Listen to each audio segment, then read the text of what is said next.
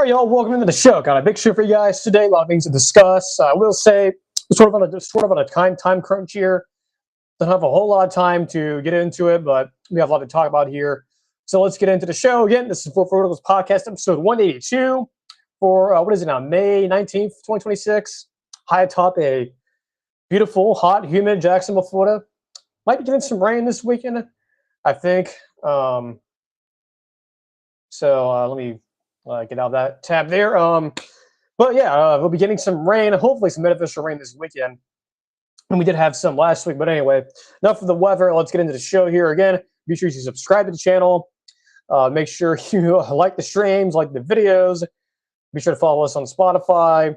Get all the audio-only episodes over there, and you can also get our extra pods, which we will be doing one either tomorrow or Friday, so be on the lookout for that. Of course, no shows, no live shows next week. We'll be having those a week after.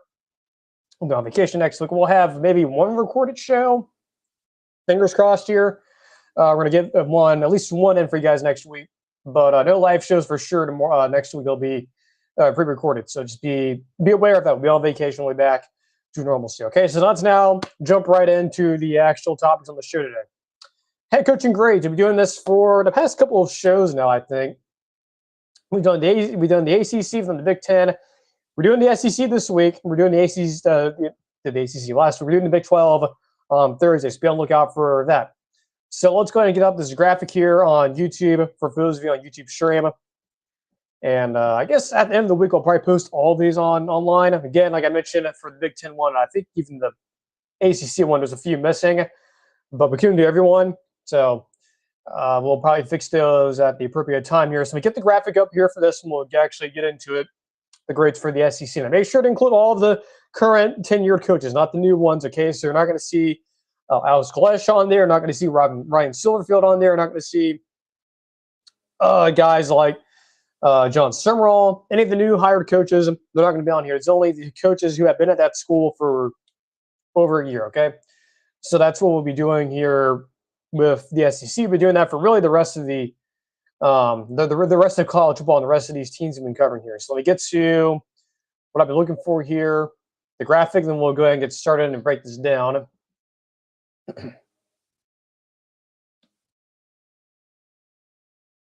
Okay, so the SEC head coaching grades. Again, this is, like I just said, if you're those of you who are just tuning in live, this is not including any of the new coaches, okay?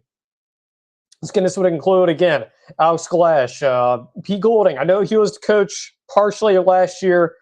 He was on staff. He was interim coach when Lane left, and the same thing with Lane Kiffin. They're not anyone who is not there who is a new coach at their school, regardless if you've been a coach for a while or not. You are not included. This is only for head coaches in the SEC that have been at their school for a number of years, okay, after 1 year. So that is the standard that we are using here. So we're not doing this whole, he's a new coach, so we'll just grade him on that. No, these are existing sitting head coaches at their school we'll be giving the grades on. So first up here, Josh Heupel, A+. I think this one's pretty easy. Given where Tennessee was before he got there, right, with Butch Jones and, Jeremy Pruitt, Vince Dooley, or, his son, Derek Dooley. In between that, where we are right now with Heupel and Phil Fulmer, just a lot of slop, right? A lot of average to slightly above average, or just slightly above average coaching, especially at Butch Jones. So even those teams were somewhat disappointing, given that the SEC East, back when the SEC used to have divisions, that whole side of the SEC, the East, for especially before Kirby got to Georgia, was horrible. I mean, you had the freaking Jim McElwain Florida teams winning the East. Come on, man. Tennessee, and look, they had some good players too. They had Jalen Hurd, Alvin Kamara, Josh Dobbs, players who are still in the NFL right now. Some of them are starting. So that is just bewildering to me that even Butch Jones, who was sort of doing a good job, even he couldn't take advantage of a stupid SEC East that could not get out of its own way. And again, that was sort of that weird era from the transition from Mark Richt and Steve Spurrier to where eventually you would have Kirby Smart at Georgia. So I think what Heupel was doing at Tennessee is actually good, but now the fact that you have no more SEC East, there's no more divisions, now it's kind of, okay, he's doing good, but I know a lot of Tennessee fans are wanting more. It's sort of the classic, it could be better, or it's good, but it could be better, right? I think Josh Heupel, given where they were before he got there, I think he deserves an A plus. That's just my opinion. I know a lot of Tennessee fans, and whether it's Cleveland, Tennessee, Memphis, Tennessee, Nashville, Tennessee, Fayetteville, Tennessee, Leicester's Tennessee, places I've actually been to before. Yeah, I get it. You may not have. Well, yes, Josh Heupel has done a better job of evaluating Tennessee's program, the Tennessee program overall. You just wish there could be more, right? But I think in terms of where you were before you got there, A plus. I think it's pretty simple there. Kirby Smart, nothing much to say. A plus. Kalen DeBoer, A minus. I know a lot of Bama fans, a lot of fans were, of college football, hate Kalen DeBoer. They kind of go, yeah, he's replacing Nick Saban. Oh, that's real tough, bro. Like, I don't know. Can you really do it, bro? Like, are you really ready for this? You were in, you're a West Coast guy moving over to the SEC. He's a Husky Harsin. Look, any of these other coaches, especially people when they bring up Brian Harsin, did Brian Harsin win a national championship or get to a national championship? Did he coach at a P4, a Power 4 conference like the Pac-12? May it rest in peace. I don't think so. Kalen DeBoer did. He was an OC at Indiana with Michael Penix, and of course he brings Penix over to Washington. So yeah, I think Kalen DeBoer is more than qualified than freaking Brian Harsin. Okay, nothing against Brian Harsin. I've met the guy before, but even with his faults and how the Auburn situation there just, I think Kalen DeBoer is more than qualified than Brian Harsin. Okay, I think the recruiting speaks for itself there. Okay, even with the issues, you get to the playoffs last year, you get destroyed by Indiana. Well, okay, but that was like 95% of the playoff field might be withstanding. Okay, like most of the teams that faced Indiana last year got railroaded. But so you have what happened last year of Kalen DeBoer. Then you have the year before, which was his first year, a transitional year, by the way. Nick Saban leaves in January, then he has to scramble during the spring portal to get players to stay and convince others to maybe come back that did not come back. So it was a kind of a weird first year. Start out well, you lose to Vanderbilt, then the whole thing starts to fall apart. I will give Kalen DeBoer an A minus, given the fact that yes, this is the post Nick Saban era. He is the first coach since Mike Shula to coach there, not named Nick Saban. He's doing better, I think, than Mike Shula. I think in terms of, if you were to compare the two, the before and after, the conference is significantly harder now because you have Oklahoma and Texas. So I would give him a pass on that. The conference is harder now. There's no more divisions. You have the expanded playoff. You have transfer portal, NIL. I think DeBoer, in terms of a transitional period, going from Nick Saban to this next era, is good enough. And I think he can do it. He hasn't done it yet. That's the problem. It's the cannot versus have not, which Josh Pate always brings up. People go, well, okay, that's such a cliche low-hanging fruit thing. No, it's not. It's not low-hanging fruit. Go ask all the folks who are, the Shannon Sharps of the world who are criticizing Ryan Day. He won a national championship, okay? All those guys are now shut up now. You never hear from him anymore because, at least in terms of Ryan Day, because he won a national championship. The same is going to happen to Kalen DeBoer eventually. If he is given the runway to grow and get the program going and sort of navigate through this weird liminal period, if you will, they'll be successful. And, eventually we'll do our breakdown for the team. I think they'll be good this year. I think the fit at quarterback is a lot better than Ty Simpson. I don't know if it's going to be as good as Michael Penix, but probably a little bit better than him in terms of, you're bringing in that running dynamic at quarterback now with Russell. But anyway, I think an A minus. Perfectly reasonable. To be honest with you, I was going to go even higher, an A plus. I know that was going to piss off a lot of people here, but I'm not going to do that. Okay. Moving on here, who we have? Clark Lee. Some folks think it's Clark Lea, but no, it's Clark Lee. Pronounce it right. So Clark Lee did well last year. Had a 9-win season, I believe, like best season in Vanderbilt history, something like that. I know Sky. What's his name? Was it Franklin James or something like that? Was also successful there too. A lot of folks trash on him now. A lot of folks for him trash and think he's an idiot and stupid.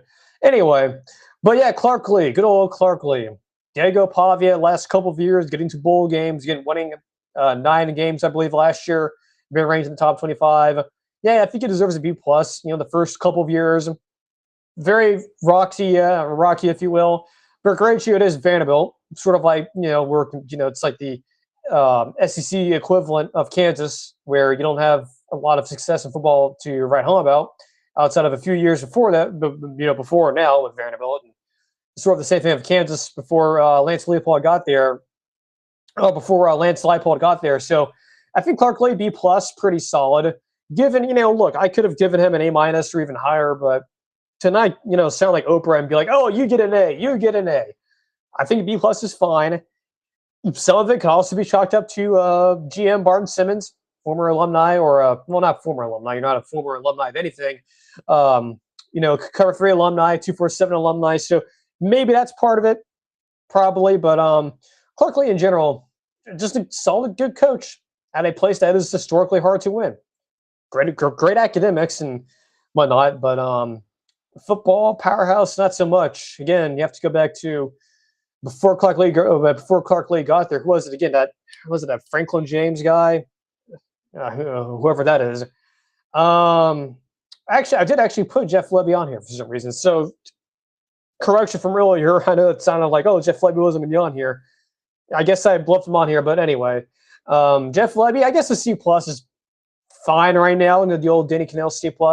He hasn't done a lot to say that he has a full sample in his. Well, he doesn't have a full sample size of the season under his belt, but he does have parts of last year in the playoffs. So, yeah, I guess I forgot I included him in here. So, okay, I mean, he'll sort of qualify as being a full-time-ish head coach, even though I probably should not have included him, but I guess it doesn't matter. I guess I forgot there. So Jeff Lebby, C+. We'll see what happens next year with a full season under his belt as the head coach and not taking over for Lane Kiffin's team. Yes, it is impressive, by the way, given the distractions. And I don't know, what would you call it, a scandal with Lane Kiffin leaving? Some folks will call it a scandal. I wouldn't call it a scandal. I would just say it's college football drama. But Jeff Lebby, C+. Maybe next year goes a bit higher than that. Let's see here. Up next here, the Alpha Nerd, Eli Drinkwitz, B+. Probably the most successful head coach, at least in the modern era of Missouri football, after Gary Pinkel. I think he's done a solid job there. 10+ win season a couple years ago. Had a good season last year. He's had, the start out, frankly, wasn't fair for him. His first year was in 2020, I think. Maybe it was the year before. I don't remember. That was like almost a decade ago. But given recently he's had good success. He took over a program that was sort of listless beforehand. So I think a B+ seems reasonable to me. Again, Missouri, sort of like South Carolina and Mississippi State. Actually, I don't know what happened to the graphic here. Jeff Lebby is he was at Ole Miss, but he's at Mississippi State. So that graphic's wrong there. I don't know. Anyway, Jeff Lebby, same thing with, what's his name? The guy who's at Pete Golding. Yeah, so just ignore the Ole Miss logo there. That's a mistake. The graphic, when I was creating it earlier, I must have put the wrong one on there. I was thinking of Jeff Lebby at Ole Miss and not at Mississippi State. So, yeah, Jeff Lebby, I mean, look, it's Mississippi State. Who really cares? They're one of the, take the checks, take the losses programs. So same thing with even Pete Golding, C+ there. But, yeah, that should be an Ole Miss logo. I'll correct that later on when we do the full-on graphic there. So just ignore that. That was a mistake there from the graphics department, a.k.a. me. But anyway, Eli Drinkwitz, B+. Again, Jeff Lebby at Mississippi State, not at Ole Miss. Again, we're not talking about Ole Miss here. So, again, just ignore all the stuff earlier about me thinking he was the interim from Lane Kiffin. I don't know why. I just went, my brain all of a sudden was thinking of Pete Golding. So that should be a Mississippi State logo. But, again, graphics department screwed it up. So, again, Jeff Lebby taking over from Mike Leach. Kind of weird situation there. They he took over for the guy who was before him, Zach Arnett. But anyway, yeah, I mean, again, it is Mississippi State. Has he upgraded the program a little bit? Yeah, sure. Did he have the win over Arizona State last year? Was he close in certain games last year, especially in the SEC, like Florida and Texas and Tennessee? He was, but I just, again, Mississippi State is one of those hard places to win. They're under-resourced, so it kind of is what it is, right? Sort of it is a part of the take the checks, take the losses programs there in the SEC. So again, it's supposed to be Ole Miss, but it's not supposed to be Ole Miss. It's supposed to be Mississippi State logo on there for Jeff Lebby. I don't know what happened there with the graphics there, so that's on me. Next up on the list here, again, we just did Drinkwitz, Shane Beamer. Same thing with Jeff Lebby at Mississippi State. It is one of those things where, again, it's take the checks, take the losses. Again, you're at a program at South Carolina that is very much so under-resourced. They clearly care more about women's basketball and basketball in general than football, sort of like Arkansas a little bit. But they did have more success recently. I mean, they were close to making the playoffs a couple years ago. They've had, well, at least Shane has had success there with beating several, I think, competent teams, if you will. But again, it's one of those places where it's really hard to win. It's their under-resourced program. So I think a B+, given that it's South Carolina and it's not Texas A&M, I think that's pretty reasonable. B-. I could have gone a little bit lower on here, but I was generous and gave him a B. Next up here, Mike Elko, A-. Clear upgrade over Jimbo Fisher. Maybe not so much in the recruiting department, but in terms of building a culture that is sustainable, bringing offense. How about that? For, a actual next generation offense that they're running instead of that freaking weird ass, complete dinosaur offense they're running with Jimbo. They're not doing that anymore. They're actually running an offense that is efficient. They went to the playoffs last year. They were the number one team in the country for a while, at least in my mind. Elko has done a fantastic job there. Okay. And I think next year could be another big year for them. Who knows? So A- for him. The last two here are the Big 12 newcomers, or at least a few years ago. Steve Sarkisian, pretty simple here. I don't have to say much about this. A+ there, sort of like Kirby. Brent Venables, B+. Sort of a weird roller coaster thing. I think other folks know this too. I've noted this with him as well. That you go look at his entire career going back to the Big 12 when they were in the Big 12. It was first year 6 and 7, 6-7, right? Then it's 10 wins. Then it's back to 6 wins, and it's back to 10 wins again. So it is the roller coaster. Like, are we sort of shedding that? Are we kind of moving on from that? We'll see. But I think a B+ is, I think, reasonable. I think the other issue why this is not higher is mostly because of who he's replacing. And Lincoln Riley, who, again, I have a lot of respect for. I am a big fan of Lincoln Riley. Nothing against Brent Venables. I think he's done a fantastic job of overhauling his offensive staff and actually not being like a Muschamp clone and actually likes running a good offense. And we'll talk about him actually later with our record projections, ironically. But I think Brent, B+ there. I don't know if I could have gone any higher. I could have gone a little bit lower too. But I think that is probably the fairest of the fair results there. I think if we were to beat halfway there with OU fans, and even just fans outside of OU, just college ball fans in general, I think B+ is probably solid. So again, going through the list here, again, if you're not listening on YouTube, you're on Spotify, Josh Heupel and Kirby Smart, A+. Kalen DeBoer, A-. Clark Lee, B+. Jeff Lebby at Mississippi State, not Ole Miss. Regardless of what the graphic says there, again, that's a mistake. Jeff Lebby, C+. Eli Drinkwitz, B+. Shane Beamer, B-. Mike Elko, A-. Steve Sarkisian, A+. Brent Venables, B+. Again, I don't know what happened to the graphic there. Again, that should be a Mississippi State logo. Again, I got confused there earlier when I thought, oh, that, Jeff Lebby was at Ole Miss. Well, yes, he was at Ole Miss, but I was thinking of Pete Golding there. So graphic there, that was a mistake there. I don't know. One what happened there. It happens sometimes from once in a while. We get, things wrong, and happens once in a while. It happens to all of us. And the graphics machine there may or not have an AI messed up there, but, that's okay. Given I'm not a professional graphics designer, especially with the crunch time here. Hopefully, who knows, maybe we'll evolve to a better system there and not having to rely on other things doing those graphics for you. But I thought it was going to work out. It's been doing fine for the most part there, but I kind of went to the shitter there with that logo. But anyway, we'll get that. We'll fix that for the official graphic when we're finished with this head coaching grade series, if you will, and we'll do some final ones here in the near future. Minutes of water real quick, and we'll move right along here. Good clip here. Again, we bit of a crunch time or a time crunch, because I'm not sure, because the apartment's maintenance is supposed to come here at some point. So if for some reason they're here, I will mute the stream and we will handle that, and we'll come back. But I think we'll be okay. I don't know if they're actually coming today or not. Who knows? They could be here right now listening to the show. I'm headphones on, so for all I know, they're around doing something. So anyway, a quick drink of water here. We'll be moving merrily right along. Again, if you are new here, of course, welcome to the show. We do this show twice a week, Tuesdays and Thursdays. We also have our extra pod once a week. We'll do one tomorrow, and of course, we'll have no shows live next week. We'll have one pre-recorded show will debut probably on Tuesday or Thursday. I haven't decided yet. We'll record that later this week.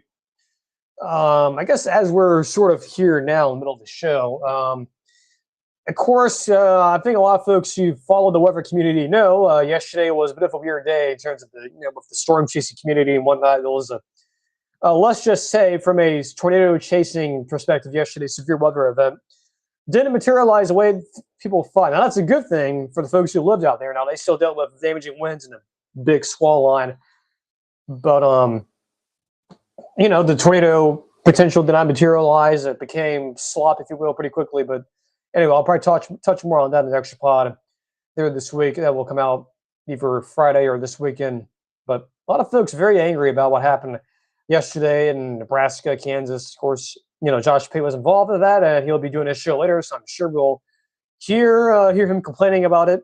He's already starting to do that on Twitter. Go figure. Anyway, here, let me get the next graphic up here for this next topic we're doing here on the show.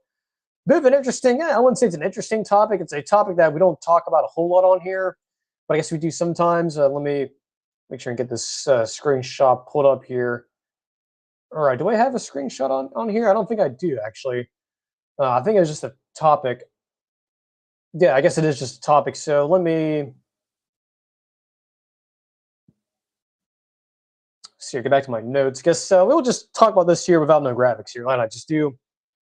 I thought we did have something, but I guess we don't necessarily. I thought we did have another thing. Maybe that's something else. Maybe I actually scratched that. The thing that we clipped out earlier. I think I'm going to save that for maybe the Thursday show, or maybe if I remember doing it now. Actually, you know what? Actually, I guess we could do that after, towards the end here. Actually, if I remember, we'll do that towards the end here, if I remember correctly. But I guess next up here, some news regarding EA Sports college football.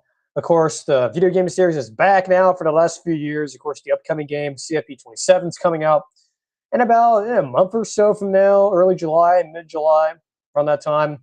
So this is around the time of the year, late May before Memorial Day week, or around that time, where we should be getting news for the game. Not really expecting a trailer this week. I think that comes after next week. So of course, when I'm on vacation, the trailer will be more than likely debuting. So more than likely, we'll have to react to it when I get back from vacation, but that's okay. We can handle that. I've done it before, so it might be late on some news. And of course, even my immediate reactions is go to my X Twitter account. I'll probably have some thoughts on there when I can next week. Again, I'm expecting the news trailer to debut next week, and then in the following weeks, we'll get the deep dives and all the new updates and bells and whistles to the game on console. So the console version of the game, of course, there's rumors it might become the PC.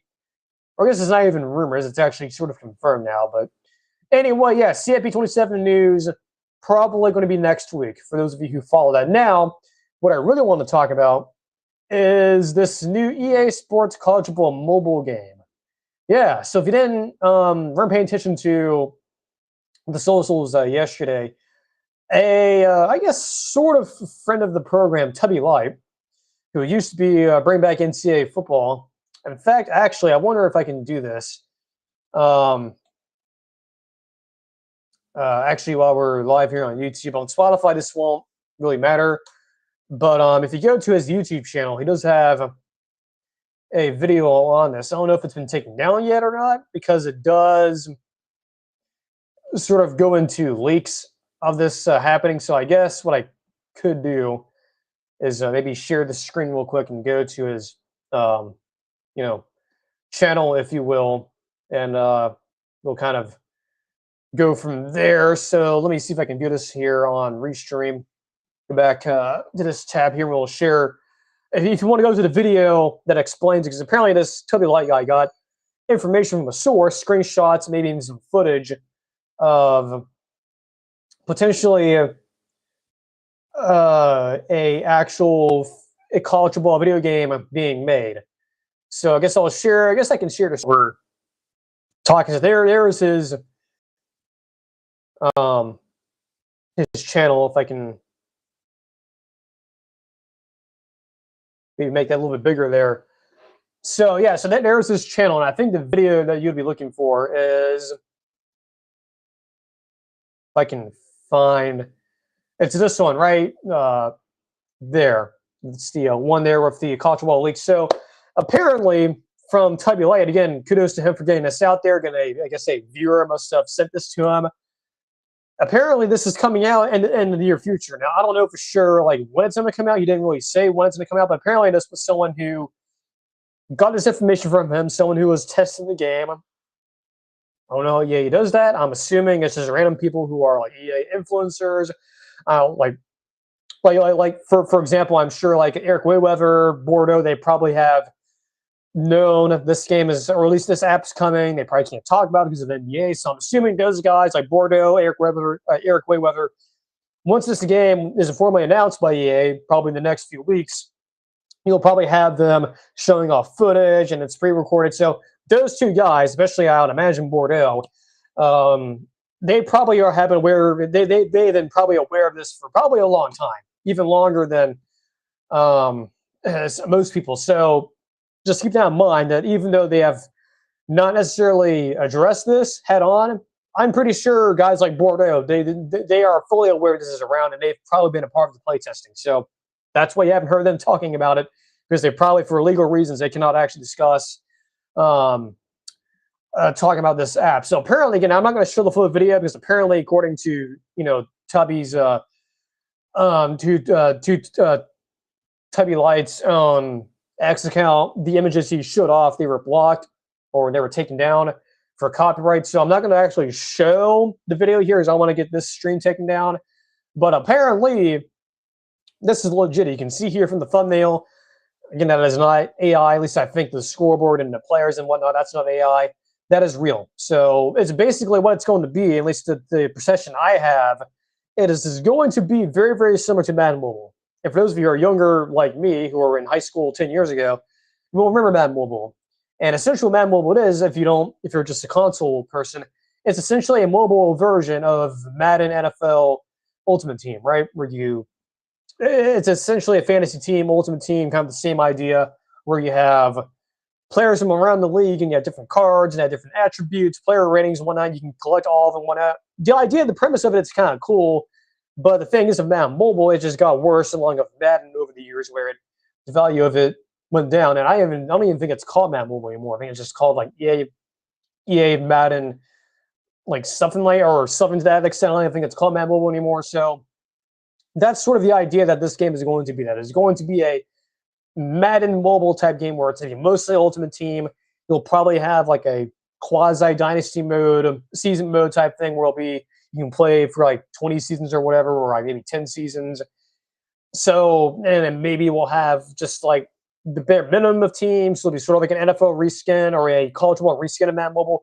Either way, this app's coming, and the sort of the idea I'm getting from this, and from what Tubby was talking about yesterday in this video, I'm kind of getting the impression this is just a more EA slop, at least the Madden EA slop.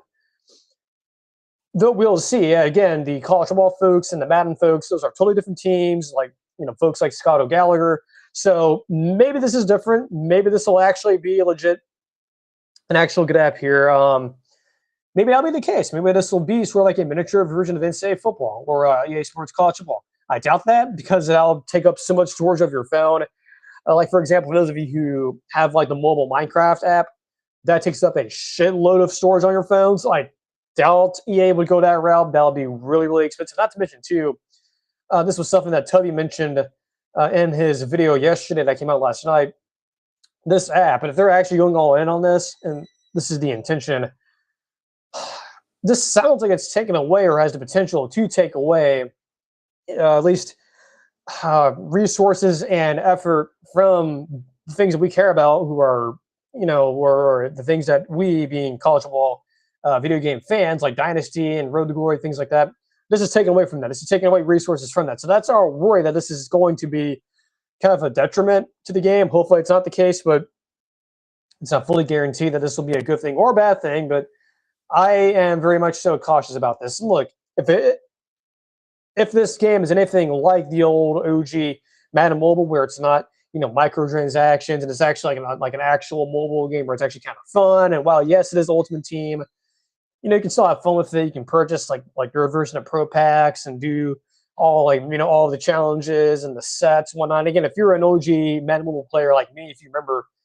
that was like the golden age of mobile phone sports game. Like that was like the holy grail. Very unfortunate for those of you who are a little bit too young to remember that. But if it is anything like those old games, then I will probably give this a chance. If it's not and it's more of a reskin of Madden Mobile currently, then hell no, I'm not playing it. So hopefully they're aware of that. Now, if you don't know what the old Madden Mobile is, go to NMG, YouTuber there, who also does a little bit of college ball stuff too. And again, I'm also assuming along with him and Bordeaux and Eric Wayweather, that MMG is also aware of this, and he probably, because of an NDA, hasn't commented on this leak. I'm sure they'll probably bring it up here eventually at some point, but go to his channel, MMG, and his original content was Madden Mobile. So if you go to his oldest videos on his channel, you'll see that it actually was Madden Mobile. You can get a taste of what the old game was and how fun it was. So if you want to know what this game could be like, then go to just look up MMG Madden Mobile from like 10 years ago now, which is kind of crazy. Then you'll know what I'm talking about. But if this is anything like the current version of Madden and it's just a reskin of that, then I don't really see this being very successful, and won't even be surprised if this gets shut down pretty quickly after a year. That's just my opinion. So that's from Toby Light there, and that's the news regarding college football video game news. And again, we'll end up seeing what happens there with it. I look, who knows when this will be revealed. I'm assuming it'll come out probably when the trailer comes out in a few weeks, or well, not a few weeks, probably next week. So we'll probably get some info on that, some more official information regarding that. So we'll see. Well, who knows? It could be fun, like the old Madden Mobile game, or it could not. Moving right along here, let's see. I guess, yeah, we'll do ahead and do the Oklahoma our record projection here, and then we'll do our last. I think we'll do that topic now, and we'll end the show. Let's see if I can find what I want to have here. Okay, that's not the right graphic. Yes, I guess you're already getting a preview of what I think of Oklahoma, which is very, very interesting, but that's not what I actually wanted there. What I wanted. Oh, that's different graphic. That was an older graphic we actually had earlier that did not have Kirby Smart on the show. Again, if you're listening on Spotify, just ignore this. We're kind of going through some different graphics here. Okay, this is not the one I wanted. That's just the episode. So I thought I had something on here for the schedule. Maybe I didn't have anything for the schedule. Maybe I did, and I just forgot about it. Either way here, I guess, we'll just put this graphic up there and may as well do it the old-fashioned way. So again, we don't have an actual graphic up here for Oklahoma's 2026 schedule. We do have their best case and worst case scenario here. Let me move the graphic over here. So if you're on YouTube, again, apologies for this. We don't have an actual graphic for the dropped a coin there on my desk. We don't actually have the graphic for the schedule, so apologies for that. But we do have the graphic for all of the scenarios here for OU. So I guess we'll just go through all of them here. So the best case scenario for Oklahoma based on the schedule. And again, if you haven't looked at the schedule, if you don't know it, they play Utah week 1. They go to Michigan week 2 on Fox by like big noon kickoff there, 11 a.m. Sure most of you are happy about that. Not. You have another G5 team that you have, and then the schedule gets real in a hurry at Georgia. Then you have Texas. You have a bye week in between Georgia and Texas. You have Texas and Dallas on October 10th. They have Kentucky at Mississippi State, South Carolina at Florida, Ole Miss, Texas A&M, and then at Missouri to end the year in the rivalry game there.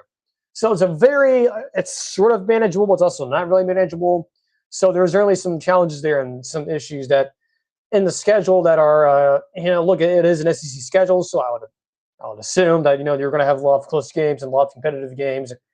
So The best case scenario here, given that it is sort of manageable, given that you do have most of your the two hardest games, or I guess the two hardest games on your schedule overall, especially in the SEC, are going to be on the road, technically in neutral site Dallas, and then with Georgia on the road. A 10-2 scenario is not out of the question here. Now, the Michigan game sort of throws a wrench into this, but since it is so early in the season, Michigan could be a bit of a mess by then, given it's a new coaching staff there of Cunningham.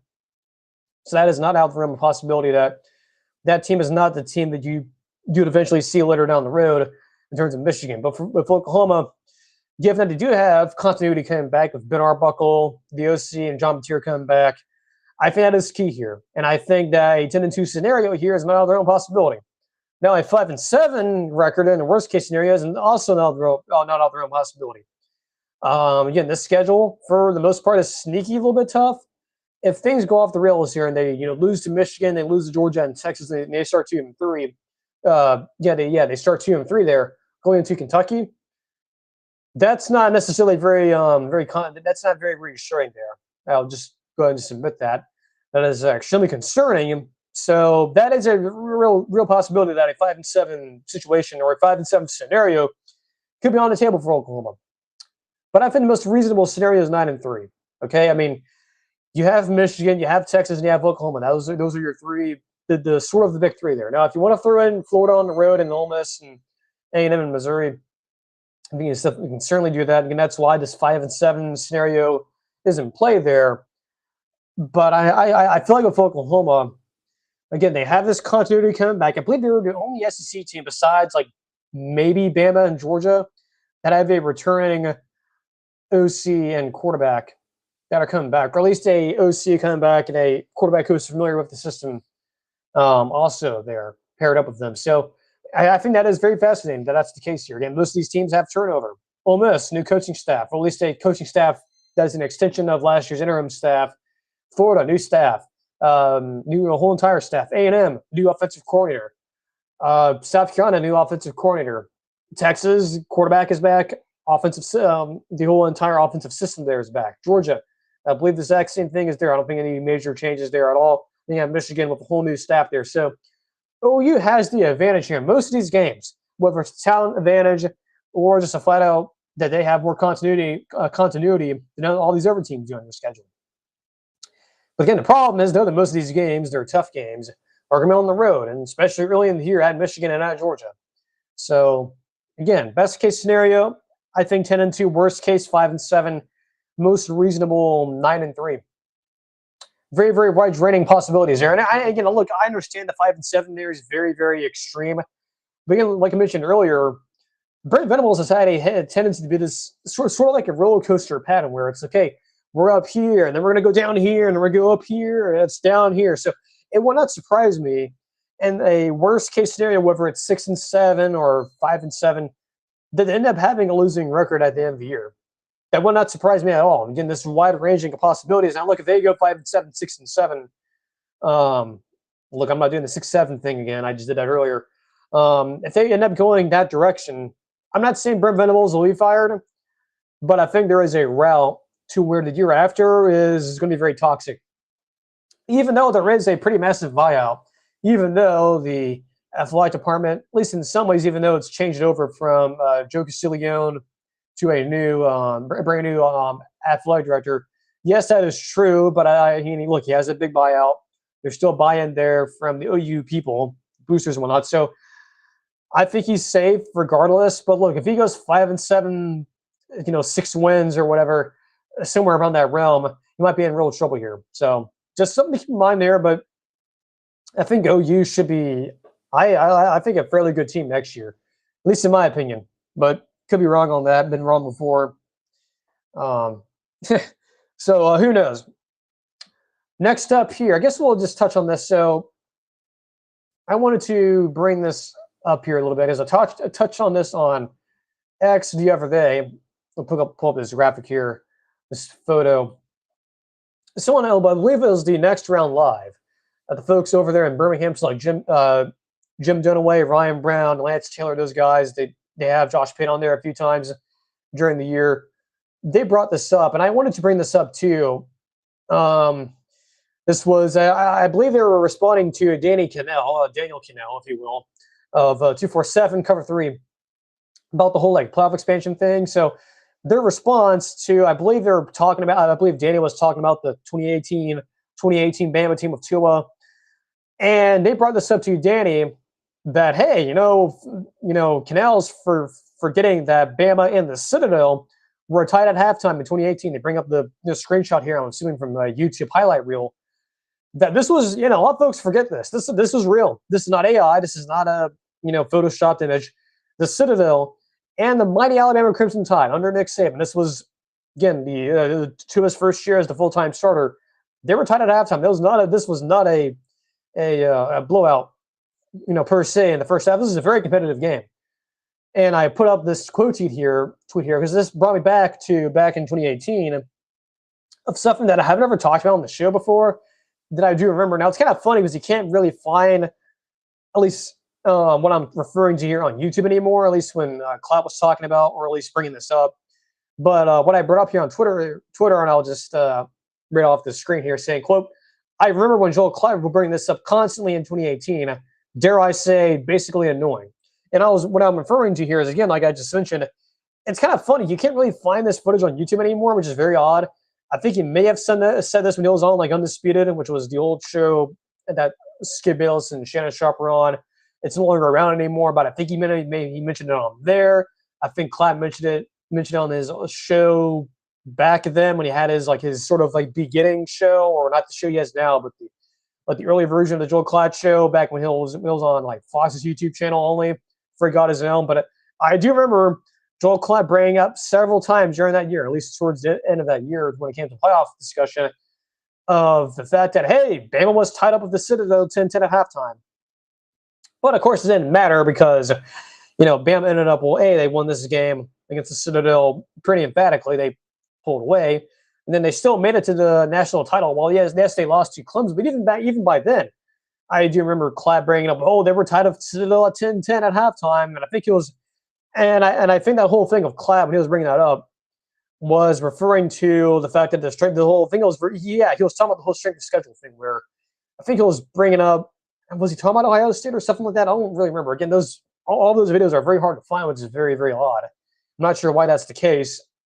Maybe it's has something to do with the Big Ten, the whole propaganda machine there at Fox, but. Anyways, this was a thing. I know Joel Klatt will probably admit to you, or you'll probably claim, I don't remember saying this, bro. I don't remember saying that. That Bama team in 2018 was good, bro. Like, they were really, really good. I do remember him saying that, and I will be honest with you. Look, I'm not a hater of Klatt. I like him. I think he's fairly good. If he wants to come on this show and be a guest on the show, fine with me. But I will bring up things when things need to be brought up, at least in terms of certain things that folks, analysts say. And if I disagree with it, I'll bring it up. And I disagreed with this. I think this was a very, very annoying take that, Citadel and Bama were tied 10-10. It may have been a joke. It may have been him being just like sarcastic and saying, oh, no, they were tied 10-10. Oh, no. But still, it was getting annoying. And I think a lot of folks, especially in the state of Alabama, where the Next Round Live broadcasts from, I, can sympathize, and that was kind of starting to get annoying. And a lot of it was the whole, Big Ten propaganda machine getting cranked up and whatnot. So, I wanted to bring this up there a little bit here towards the end of the show. It was pretty annoying back then when Klatt was bringing it up. But look, I'm still a fan of Klatt. But look, if things, if I have to call out some people, and I've done it before, I'll call people out. I've called out Josh Pate before. I've called out Shannon Sharp and a few others and whatnot. And I think this one, I totally forgot a little bit, but when the Next Round brought this up a few days ago, I was like, oh yeah, that's right. Joel Klatt would always bring this up on that stupid, weird, like 30-minute show on Fox's the little YouTube channel there, sort of again like a precursor to his show now. So that one bring that up there, kind of a weird piece of college football history, I guess, if you will. Again, I can't. It's kind of strange. You can't really find those videos anymore. I'm not really sure why. I'm not sure why Fox would do that. Excuse me, but who knows? Who knows why they deleted it? But that's the show. How about that? 44 minutes in, no real issues here. So, like I mentioned, we'll be back Wednesday, or not Wednesday. We'll be back on Thursday. Probably we'll do an extra pod tomorrow. We'll see, or Friday. Then we'll do a pre-recorded show before we leave, or at least before I leave next Tuesday to go on vacation in North Carolina. That's where I'm going. So if you're wondering where I'm at, that's where I'll be at. So I'll still be active on the socials as much as I can. Obviously, I'll be busy with stuff, but anyway, so enjoy the rest of your Wednesday. And again, we'll have an extra pod either tomorrow or Friday. A lot of things to discuss, not related to college football. Mandalorian and Grogu reviews coming out. Movies getting panned. Got negative, or I believe it's sort of still positive reviews, but it's borderline negative. Go figure, who knew? Anyway, we'll talk about that in the extra pod. That's an extra pod thing to discuss. But so, yeah, until Wednesday, take care of yourselves and each other, and we'll see you guys on the next.